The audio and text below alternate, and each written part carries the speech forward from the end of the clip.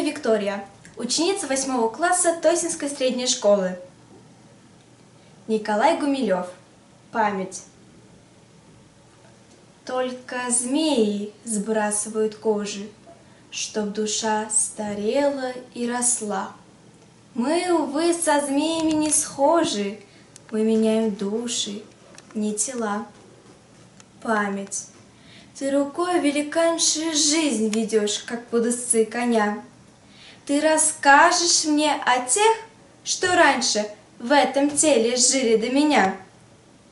Самый первый, некрасив и тонок, полюбивший только сумрак рощ, лист опавший, колдовской ребенок, словом, останавливавший дождь. Дерево да рыжая собака, вот кого он взял себе друзья. Память, память, ты не сыщешь знака, не уверишь мир, что то был я. И второй, любил он ветер с юга, в каждом шуме слышал звонный лир. Говорил, что жизнь его подруга, коврик под его ногами мир. Он не нравится мне, это он хотел стать богом и царем. Он повесил вывеску поэта над дверьми мой молчаливый дом. Я люблю избранника свободы, мореплавателя и стрелка. Ах, ему так звонко пели воды и завидовали облака. Высока была его палатка, мулы были резвые и сильны. Как вино впивал он воздух сладкий белому неведомой страны.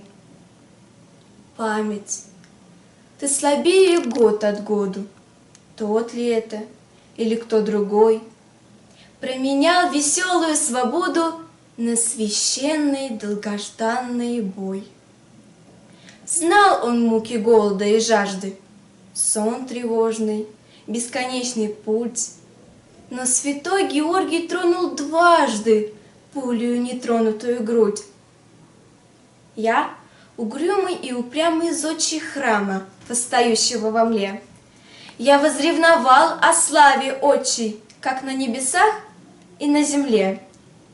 Сердце будет пламенем палимо вплоть до дня, когда взойдут ясны стены нового Иерусалима на полях моей родной страны. И тогда повеет ветер странный, и прольется с неба страшный свет. Это Млечный Путь расцвел нежданно садом ослепительных планет. Предо мной предстанет мне неведом путник, скрыв лицо, но все пойму, видя льва, стремящегося следом, и орла, летящего к нему. Крикну я, но разве кто поможет, чтоб душа моя не умерла?